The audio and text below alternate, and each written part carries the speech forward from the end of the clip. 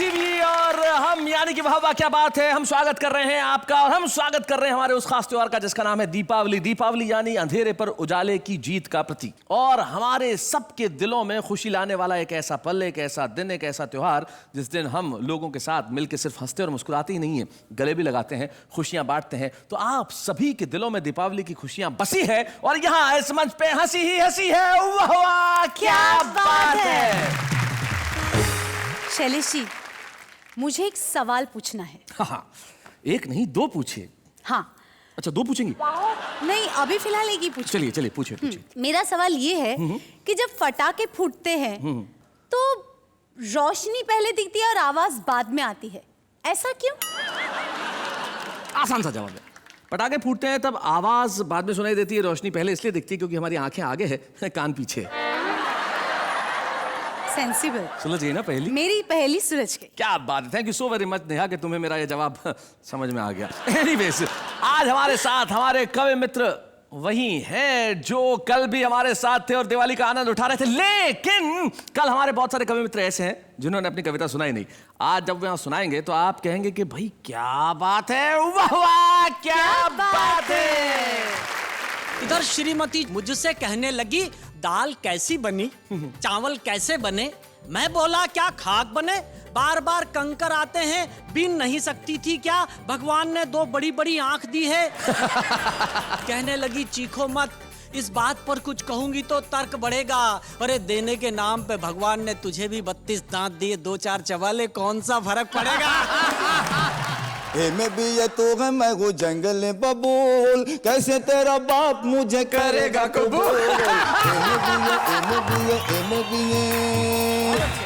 तू चमेली मोगरा मैं धतूर का फूल, तू चमेली मोगरा मैं धतूर का फूल, कैसे तेरा बाप मुझे करेगा कबूल।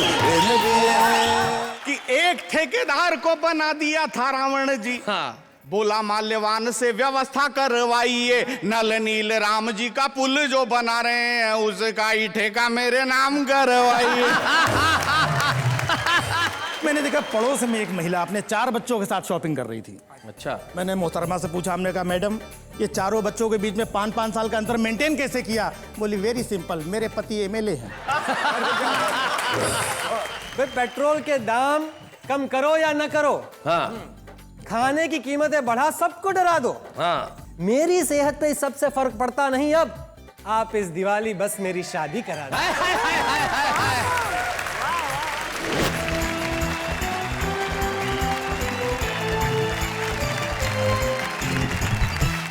तो भाई प्रारंभ करते हैं हमारे कवियों की दीपमाला। यहाँ डॉक्टर सुरेश अवस्थी हैं, मुजावर मालेगावी हैं, ममता शर्मा, और इधर सरदार तुक तुक, संजय झाला और दिनेश दिग्गज है। भाई महफिल पूरी सजी हुई है, तमाम तरह के पटाखे हैं यहाँ पे।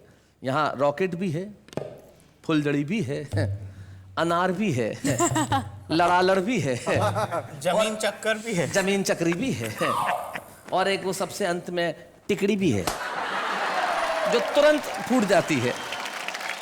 आइए पटाखों की इस लड़ालड़ को जलाएं। तो सबसे पहले मैं बुलाना चाहता हूं उसे जो बड़ा कमाल का कवि है। कौन? मैंने कल भी आपको बताया था वो कॉन्फिडेंस का कवि है। वजन 42 किलो 300 ग्राम।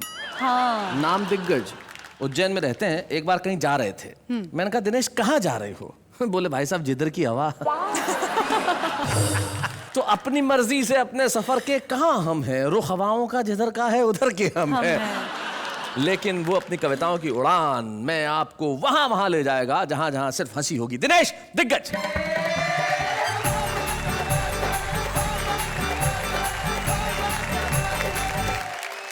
तो प्रस्तुत है हमारा पहला पटाखा। बूम।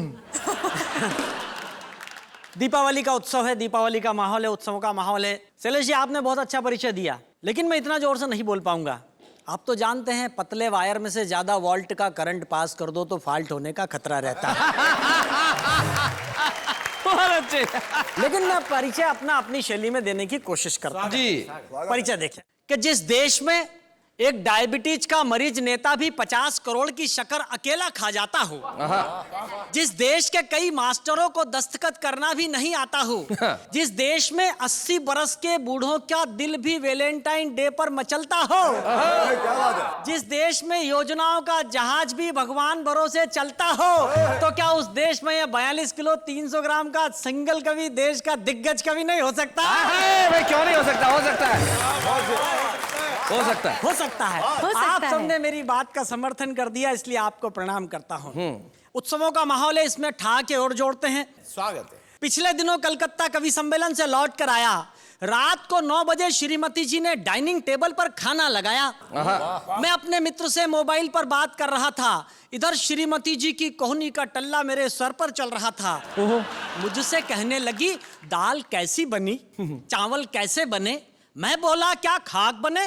बार बार कंकर आते हैं, बीन नहीं सकती थी क्या? भगवान ने 2 बड़ी बड़ी आंख दी है। कहने लगी, चीखो मत, इस बात पर कुछ कहूंगी तो तर्क बढ़ेगा। अरे देने के नाम पे भगवान ने तुझे भी 32 दांत दिए, 2-4 चबाले, कौन सा फर्क पड़ेगा? कल श्रीमती जी ने हमारी आरती उतारी, तो हमने कहा, प्रिय प्राणों से प्यारी, हम तुम बने एक दूजे के लिए, फिर क्यों जलाए तूने ये आरती के दिए?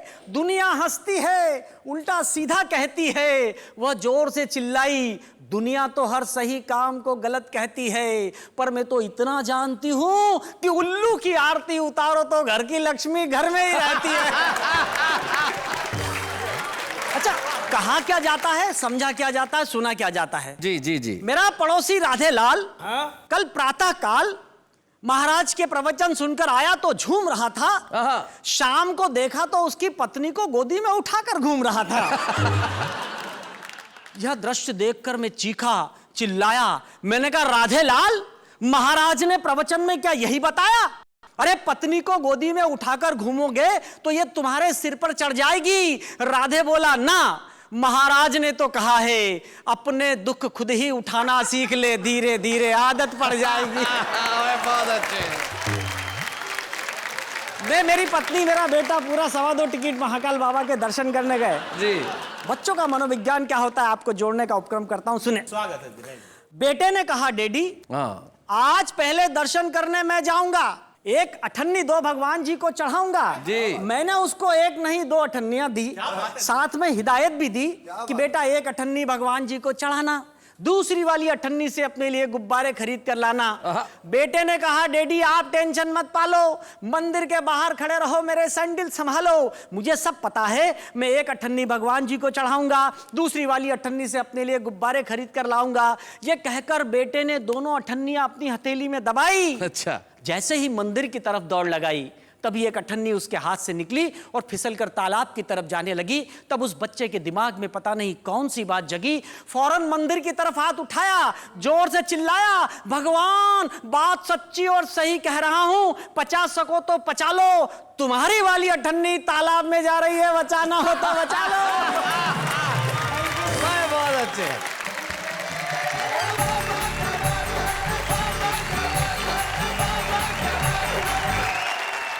कविता पढ़ने के बाद दिनेश दिग्गज के चेहरे पे करुणा का ऐसा स्थायी भाव आ गया है, जैसे इसका जन्म चंदा लेने के लिए ही हुआ हो।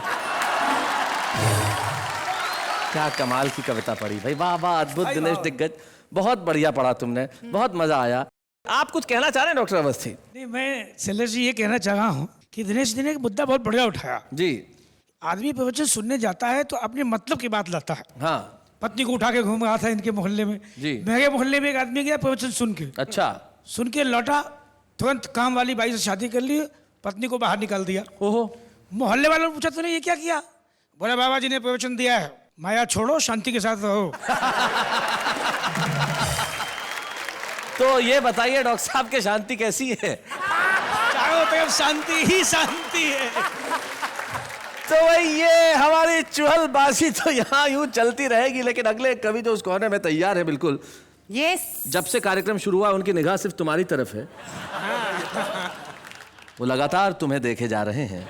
उनके लिए गीत भी लिखा हूँ सर मैं। अरे वहां से कह रहे हैं कि जो सुनाऊंगा उन्हीं के लिए लिखा हूँ। हाय हाय हाय हाय, ये जो हमारी भाषा का मजा है, ये जो हमारी दक्षिणी थोड़ी बहुत आती है, उन्हीं के लिए लिखा हूँ। तो जरा वहां से उठिए हल्लू हल्लू मुजावर मियाँ, और जरा यहाँ आइए, हम आपके लिए तालियां बजाएंगे ना। मुजावर मारेगा भी।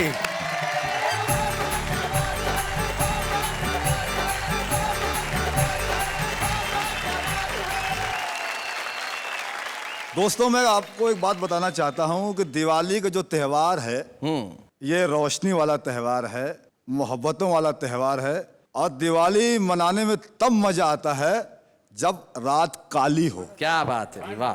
अमावस्या की रात को हम दिवाली मनाते हैं, बिल्कुल। तो मैं 4 लाइन पढ़ दो, देखिएगा। हम सीधे साधे लोग जमाने के काम आए, जो कर जो कर बने तो सबको हंसाने के काम आए। क्या बात है। और काली कलूटी बीवी को हरगिज न छोड़ना। काली कलूटी बीवी को हरगिज न छोड़ना, मुमकिन है दुश्मनों को डराने के काम आए।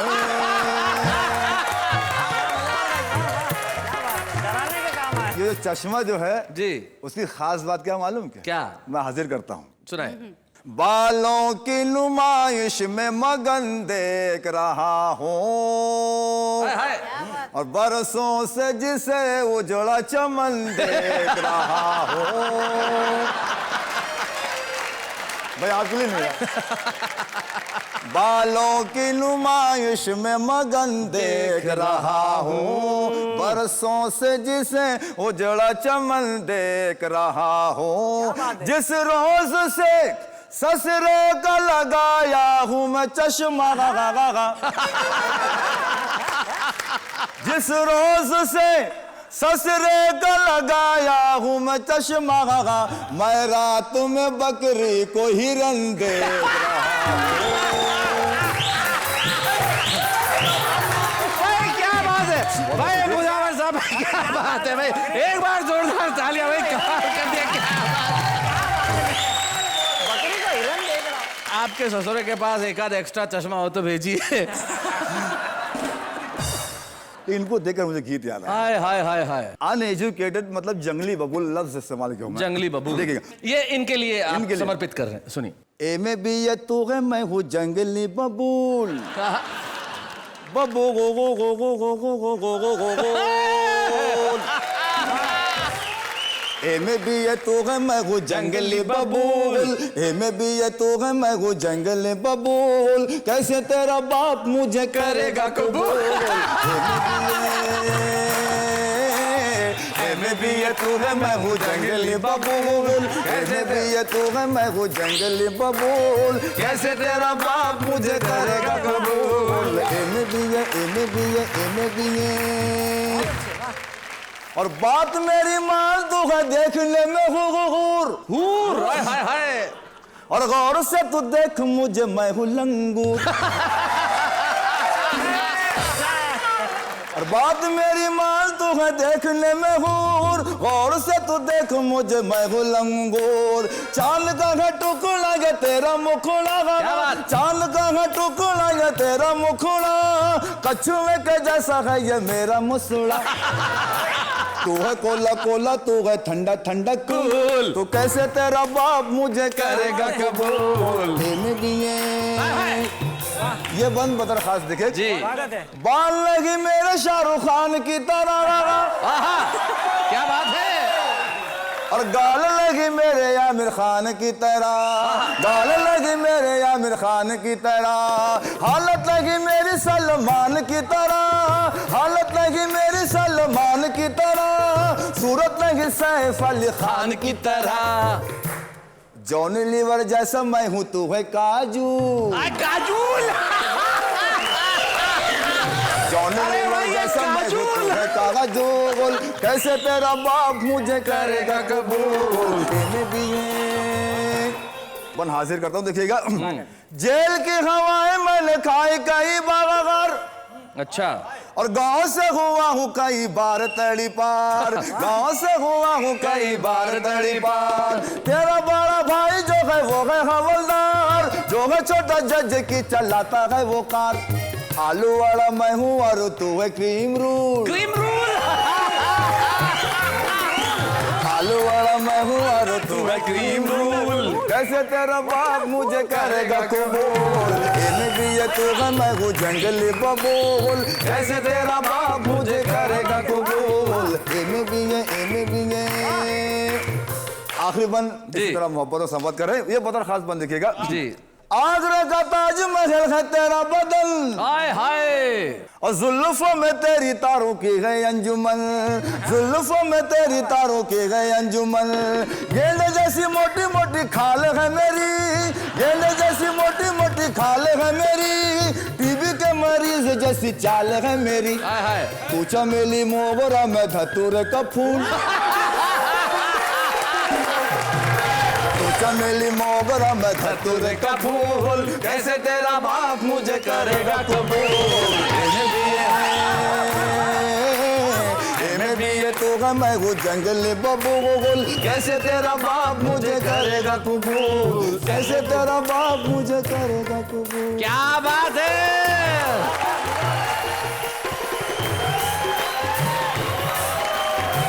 क्या बात है।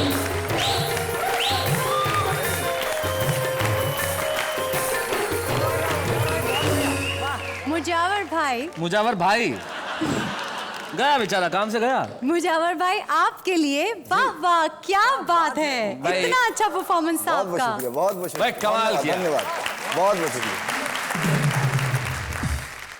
एक बार एक आदमी ने अखबार में विज्ञापन दिया था कि पत्नी चाहिए, उसके पास 150 लेटर आ गए, हमारी ले जा। मैं जानता हूं कल से शहर शहर में काजोल को लोग काजोल नहीं काजूल ही कहेंगे, और कहेंगे कि काजूल मैं तुझे क्रीम रूल खिलाऊंगा। आपने जो एक नया मुहावरा गढ़ा है, नई भाषा गढ़ी है, उसके लिए वाह वाह, क्या बात है। और आइए अब मिलते हैं हम एक ऐसे कवि से जो नए नए मुहावरे गढ़ता है अपने अंदाज में। उसकी कविता में नाट्य होता है, उसकी कविता में अभिनय होता है, उसकी कविता में आवाज का उतार चढ़ाव होता है। कविताएं सुनाता है तो ऐसा लगता है कि आप वहां पे उपस्थित हैं, और वो हमारे यहाँ उपस्थित है। एक ऐसा कवि जिसे मैं प्यार से आलू कहता हूँ। आलू, और आलू इसलिए कहता हूँ कि आलू बहुत समाजवादी होता है। जरा उठो लाला, संजय झाला।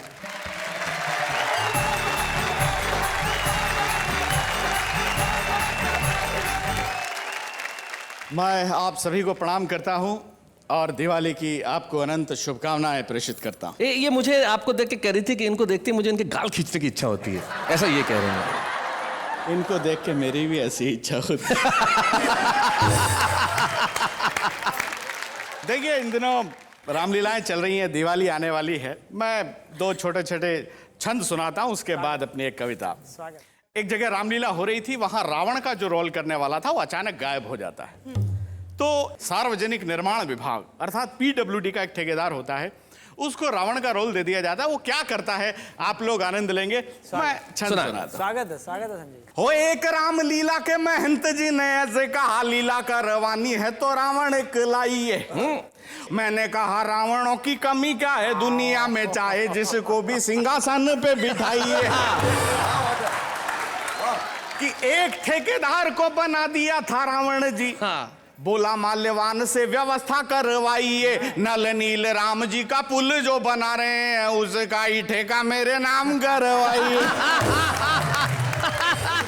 एक छंद और सुनाता हूं। बहुत अच्छे। एक कल्पना कीजिए कि नई नई अभिनेत्री का नया नया पति मरा है, यमराज आया हुआ उसे लेने, और भैंसा पार्क किया हुआ है पास में। दृश्य देखें, अपने मृत पति के जीवन दान हेतु एक अभिनेत्री यमराज सन खड़ी थी। कजरारे नयनों को तीखा कर रही थी कि उस समय लग रही सुंदर वो बड़ी थी। यमराज ने कहा मैं जिंदा इसे कर दूंगा, सुंदरी ये तेरी दशा नहीं देखी जाएगी, एक शर्त पर ही मैं इसे छोड़ रहा हूं कि इसे छोड़ आप मेरे साथ चली आएंगी। बहुत अच्छे। भाई वाह। आपने फिल्म टाइटैनिक देखी होगी। मेरी एक कविता है इंडियन टाइटैनिक। वाह। इसमें जैसे उस टाइटैनिक में था, इस टाइटैनिक में भी तरह तरह के यात्री सवार होते हैं। मैं कविता आप तक पहुंचाता हूं। जी, और दीपावली पे तो एक कविता बिल्कुल मुफीद है कि इतने सारे क्रूज जाते हैं। कल्पना कीजिए दीपावली हाँ। के अवसर पे ऐसा कोई क्रूज जा रहा है। हाँ बिल्कुल, कविता प्रारंभ करता हूं। उफ, ओह, आह। क्या बात है। डोंट वरी, ये है मुंबई बंदरगाह। जहाज पर लिखा हुआ है नीति, नियम, न्याय और नैतिकता। जहाज रवाना होने से पहले इन चारों नन्नों का बड़ा शोरगुल था। टिकट एक भी नहीं बिका, लेकिन पूरा जहाज फुल था। टिकट चेक कराए गए, कुछ यात्री तहखाने में, कुछ मैखाने में, कुछ दिनेश जैसे थे घुसल खाने में पाए गए।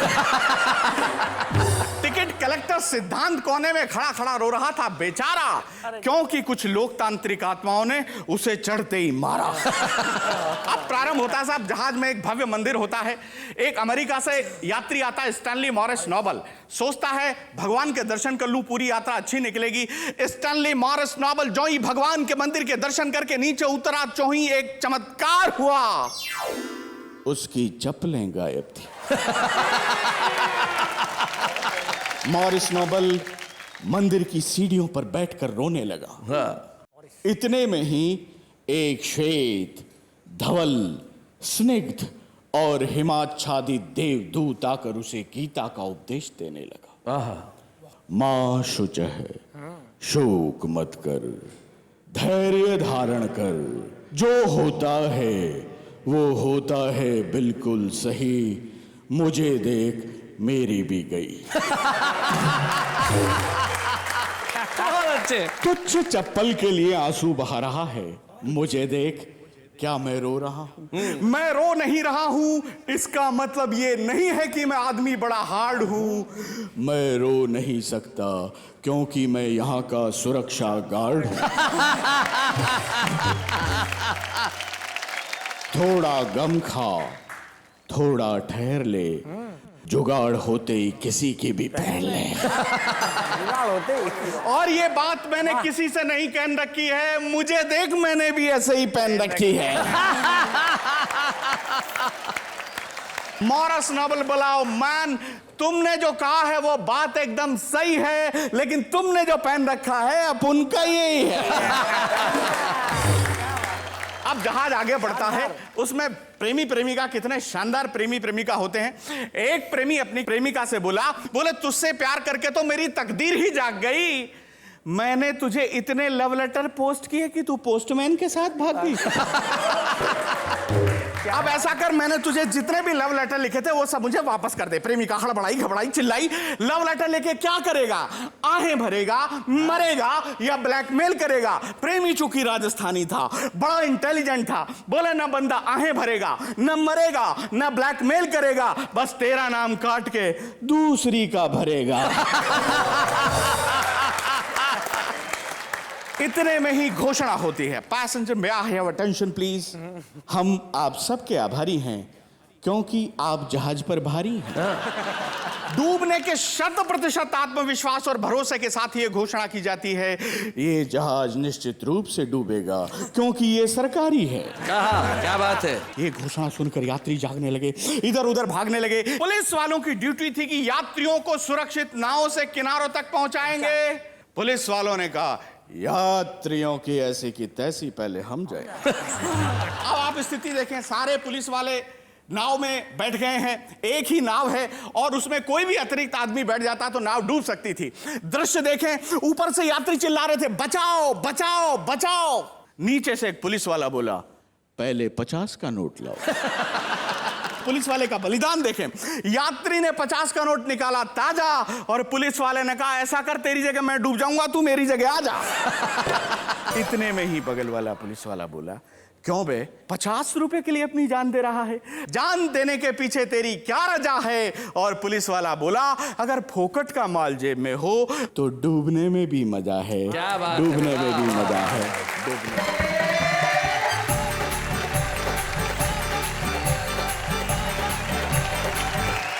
वाह वाह, क्या बात है संजय जी। क्या बात है, ये आपके अंदाज में ही हाथ हिला रही हैं। लगता है रिश्ते में आप दूर के भाई बहन हैं। हाँ जी, वाह वाह, क्या बात क्या है। बात है, बहुत बढ़िया। संजय जी आपने बहुत बहुत अच्छे ढंग से सुनाया, कमाल कर दिया संजय झाला। सचमुच जब जहाज जाते हैं और उसमें वजन बढ़ जाए तो ऐसा होता है। मुझे याद है एक बार एक हेलीकॉप्टर में 10 पुरुष थे, एक महिला थी। अब पायलट ने कहा कि भाई इसमें वजन ज्यादा है, कैसे उड़ेगा, किसी न किसी को तो कूदना पड़ेगा। तो क्या किया जाए, एक रस्सी लटका दी गई, उस रस्सी पे सारे पुरुष और वो महिला लटक गई। अब कूदे कौन? तो महिला ने भाषण देना शुरू किया, त्याग मैं करूंगी, कूदना मुझे ही पड़ेगा। मैं माँ हूं, मैं बहन हूं, मैं बेटी हूं, मैंने देश और समाज का निर्माण किया है। आज जब बारी आई है बलिदान की तो फिर से मैं ही कूदूंगी। जैसे ही भाषण समाप्त हुआ 10 ही पुरुषों ने ताली बजाना शुरू कर दिया।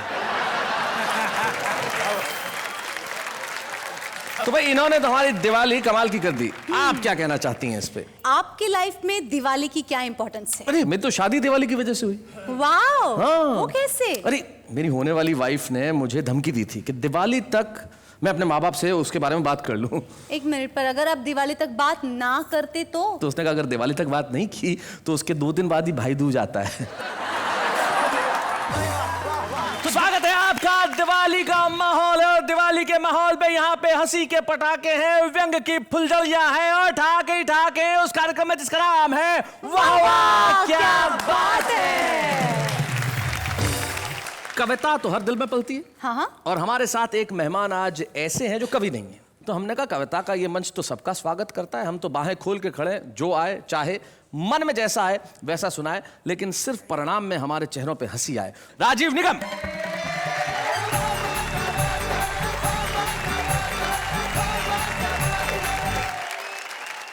दीपावली के इस खास पावन पर्व पर ये मंच सजा हुआ है। सभी लोगों को मैं प्रणाम करता हूँ नमस्कार। और दीपावली की आप सभी को बहुत शुभकामनाएं देता हूँ। कितनी लाइटिंग वाइटिंग कर रखी है, कितने लैंप जल रहे हैं। वैसे इतने जलाने की क्या ज़रूरत थी, एक हेलोजन ही काफ़ी था। तो चलिए सबसे पहले मैं अपना परिचय देना चाहूँगा कि मेरा नाम राजीव निगम है। मैं एक शादीशुदा व्यक्ति हूँ जी। इसमें हंसने की कोई बात नहीं है। मेरी भी एक प्राइवेट पत्नी है। प्राइवेट? जी हाँ, प्राइवेट है। सबकी प्राइवेट होती है, सरकारी किसी की नहीं होती है। दिवाली का दिन यूपी के लिए बड़ा खास होता है जी। क्योंकि यही वो दिन होता है जब यूपी में कहीं पर अंधेरा नहीं होता। बहुत अच्छे। लाइट से लोग इतना त्रस्त हैं कि पूछिए मत, और लाइट के बिल से उससे ज्यादा त्रस्त हैं। जी। एक शख्स तो चिल्ला रहा था, कहने लगा ये देखो मेरा लाइट का बिल 50 रुपए आ गया। मैं बोला इस महंगाई के जमाने में 50 रुपए में ये हालत हो रही है? बोले भाई साहब आपको पता नहीं है, सिर्फ कैंडल और माचिस ढूंढने के लिए लाइट जलाता हूँ फिर बंद कर देता हूँ। भाई बहुत पीछे से दूसरा आदमी चिल्लाया 50 रुपए तो छोड़ो, मेरा बिल देखो 20 रुपए आया है। हमने कहा 20 रुपए में तू चिल्ला रहा? बोले भाई साहब आपको पता नहीं, मेरे घर में लाइट का कनेक्शन ही नहीं है फिर भी बिल भेज दिया। बहुत भाई राजीव जी बहुत अच्छे। दिवाली के लिए मैं अपने बच्चों को लेकर के बाजार गया, फुलझड़ी अनार पटाखे वगैरह दिला रहा था।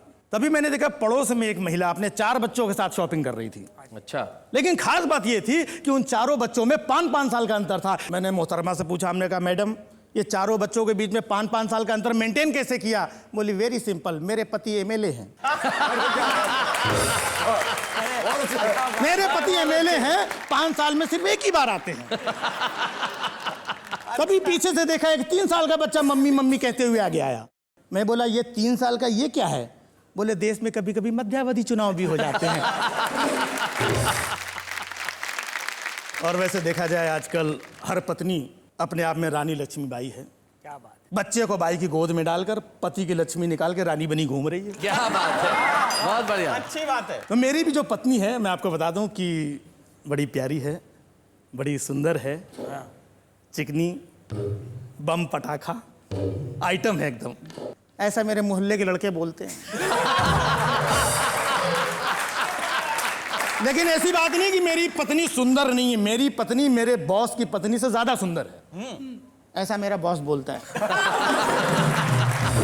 जबकि हकीकत यह है कि वो 1 नंबर की कामचोर, दुष्ट, निकम्मी, नालायक, ऐसा तो मैं बोल ही नहीं सकता, मेरी माँ बोलती है। अब आप सोचते होंगे कि मैं क्या बोलता हूं, तो मेरी इतनी हिम्मत कहाँ कि उसके सामने मैं कुछ बोलूं। दूसरे की पत्नी के बारे में सुन के बड़ा मजा आ रहा है।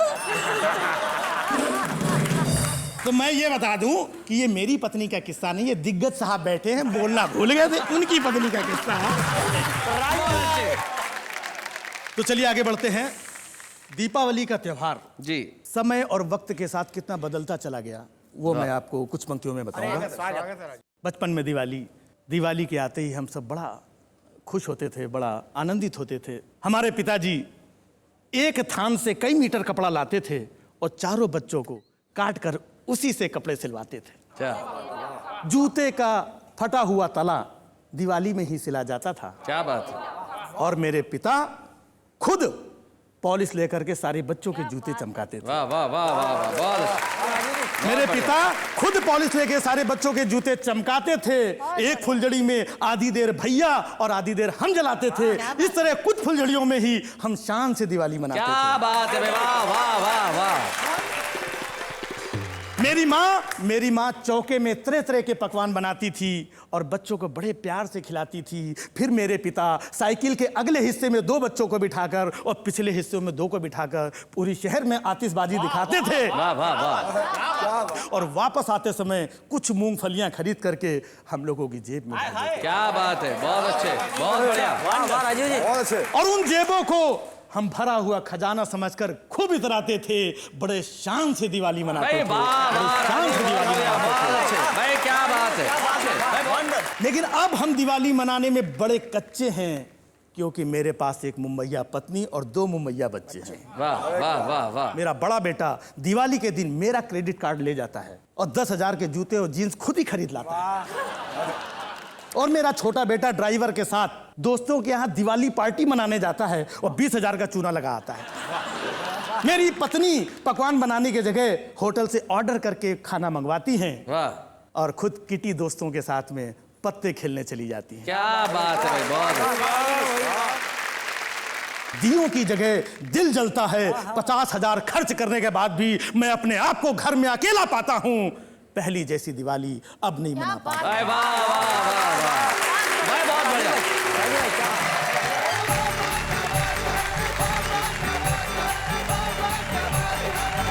क्या बात है भाई। राजीव कह रहे थे कि वो कवि नहीं है, लेकिन जिस ढंग से उन्होंने सुनाया निश्चित तौर पे बेहद प्रभावी था। और दिवाली की बात कर रहे थे कि पहले दिवाली कुछ और थी और आज दिवाली कुछ और है। तो इस सच पे मुझे अपनी एक बेहद प्रिय पंक्ति याद आती है जो किसी कविता में मैंने कही थी कि 21वीं सदी का बस इतना सा प्रभाव है, पहले अभावों में खुशियां थी, अब खुशियों का अभाव है। अरे क्या बात है। वाह। क्या बात है शैलेश जी।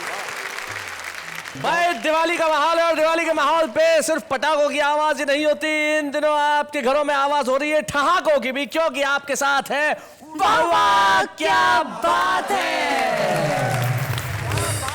शैलेश जी अगर आपको दिवाली पे सिर्फ एक चीज लेने की इजाजत दी जाए तो आप कौन सी चीज लेंगे? आपसे दूर होने की इजाजत। नहीं, मेरे कहने का मतलब ये सवाल तो मुझे आपसे करना चाहिए कि अगर आप सिर्फ एक चीज लेने की इजाजत हो आप तो क्या लेंगे आप? मैं बिना लिमिट का क्रेडिट कार्ड। क्यों, मैंने जो आपको दे रखा है वो आपने खो दिया है? नहीं, वो उसकी लिमिट खत्म आने को ही है।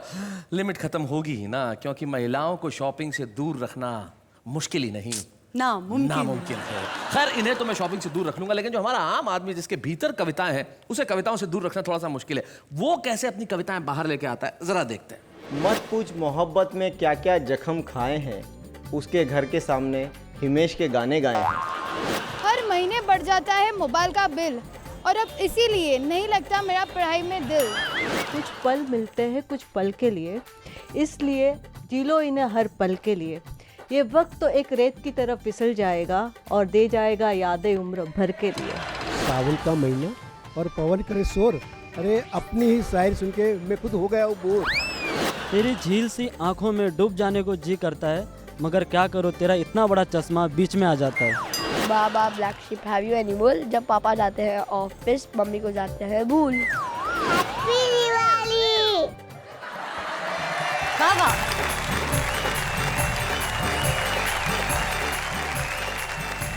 कितनी अच्छी होती है मैंगो आदमी की कविताएं। मैंगो आदमी, भाई वाह क्या प्रयोग किया है भाई, वाह वाह वाह। ये अनुवाद बड़ा कमाल का है। जैसे लोग जब अनुवाद करते हैं तो किसी भी तरीके से कर सकते हैं, राइट। जब एक आदमी से पूछा गया कि जब एक काम हुआ, पहले हुआ फिर नहीं हुआ और फिर जब हुआ तो बहुत बार बार हुआ, तो इसका अनुवाद कीजिए। उसने कहा work first not done, when it is done done done done done done done. तो ये उसी तरह का अनुवाद था। लेकिन आम आदमी अपनी कविताएं इसलिए सुनाता है कि उसमें कहीं चाह है कि वो प्रसिद्ध हो। हमारे ऐसे ही मित्र हमारे एक साथ हैं जिन्होंने अभिनय के क्षेत्र में बड़ा नाम किया है। उन्होंने बहुत सारे सीरियल्स में अभिनय किया, कुछ अंतर्राष्ट्रीय फिल्मों में अभिनय किया, लेकिन आपके दिलों पे छा गए वो सिर्फ एक नाम से, पत्रकार पोपटलाल यानी कि श्याम पाठक।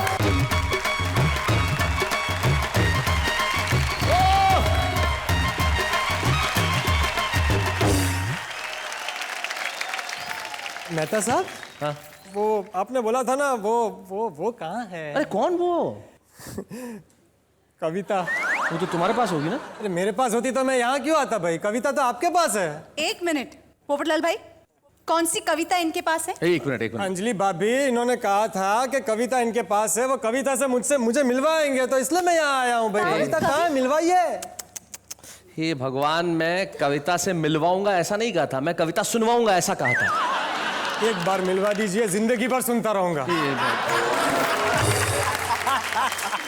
देखो तुम पोपटलाल भावनाओं में मत बहो, इमोशन में मत आओ। देखो करोड़ों लोग इस प्रोग्राम को देखते हैं और करोड़ों लोग हैं मतलब करोड़ों लड़कियां भी होंगी। क्या बात कर रहे हैं? और करोड़ों लड़कियां प्रोग्राम देख रही होंगी और कविता का प्रोग्राम है मतलब उन्हें कविता से प्यार होगा। 4 लाइन सुना दो, हो सकता है तुम्हारी कविता सुन के कोई तुम्हें पसंद कर ले। अच्छा हाँ तो ठीक है, फिर सुनिए। सुनाइए। हाँ देखिए, वैसे मैं कवि तो हूँ नहीं जी। यहाँ बैठे हुए सारे दिग्गज कवि और हमारे देश के सारे महान कवियों को शत प्रणाम करके मैं एक छोटी सी कोशिश करता हूँ। जी सुनाइए। भाई, पेट्रोल के दाम कम करो या न करो, हाँ, खाने की कीमतें बढ़ा सबको डरा दो, हाँ, मेरी सेहत पे इस सबसे फर्क पड़ता नहीं। अब आप इस दिवाली बस मेरी शादी करा दो। भाई मुझे इस दुनिया के बवाल से बचाइए। मुझे और कुछ नहीं, बस एक बीवी चाहिए। तो यहाँ बैठी सारी महिलाएं जरा गौर कीजिएगा, मुझे और कुछ नहीं, बस एक बीवी चाहिए। मैं भी दिवाली मनाना चाहता हूँ, एक हमसफर के साथ फुलझड़ी जलाना चाहता हूँ। बस एक फुलझड़ी दिला दो, आप इस दिवाली मेरी शादी करा दो। भले ही शादी के बाद हर आदमी का मामला चौपट होता है, पर शादी के पहले हर आदमी पोपट होता है। Thank you so very much यहाँ आने के लिए, thank you so very much. क्या बात है, वाह।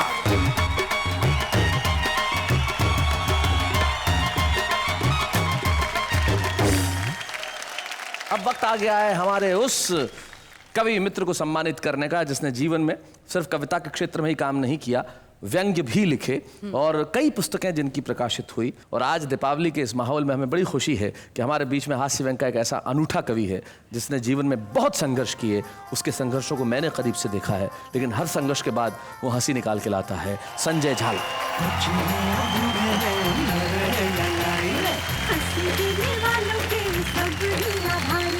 कविता सुनाने वाले अब सबके साथ संजय, हम आपका स्वागत करते हैं और जैसी कि परंपरा है कि परिवार का एक सदस्य यहाँ उपस्थित रहता है और आपकी जीवन संगिनी यहाँ उपस्थित है, मुझे बड़ी खुशी होगी छाया को यहाँ बुलाने में। छाया जी आइए।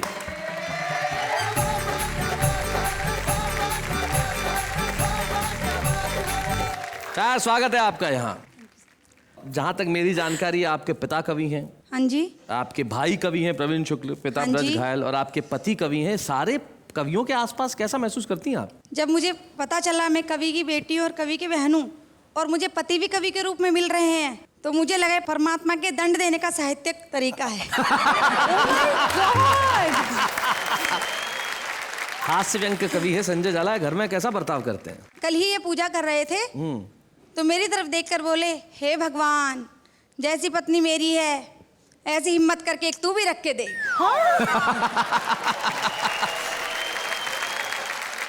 अच्छा, आपके 2 बेटे हैं ईशान और अभिसार। हाँ जी। भाई, पिता कवि, भाई कवि, आपका ये कवि, तो उसमें उनमें कुछ कविता के गुण आए हैं क्या? हाँ जी, मेरा छोटा बेटा ईशान एक दिन मेरे पास आया और बोला, मम्मा मैंने एक कविता लिखी है। अच्छा। तो मैंने कहा बेटा सुनाओ। बोला, मम्मा मैं आपका, शानू भैया बाप का। क्या कविता है भाई, बहुत अच्छे, क्या बात है। इस दिवाली की आपको ढेर सारी शुभकामनाएं, आपके जीवन में बेहद आनंद बना रहे, उत्सव रहे हमेशा। रमेश गुप्ता चातक कहते हैं कि हो चाहे तिमिर घना, दीपावली कायम रहे, जिंदगी के इस नगर में एक गली कायम रहे। और परछाइयां कहने लगी ये तो समय का फेर है, हो चाहे बीमार जितने, जिंदा दिली कायम रहे। वाह वाह, क्या बात है। कायम रहेंगे हम भी और कायम रहेंगे आप भी, हम हंसाने के लिए और आप हंसने के लिए। अगले शनिवार रात ठीक 10 बजे उसी कार्यक्रम में जिसका नाम है वाह वाह क्या बात है।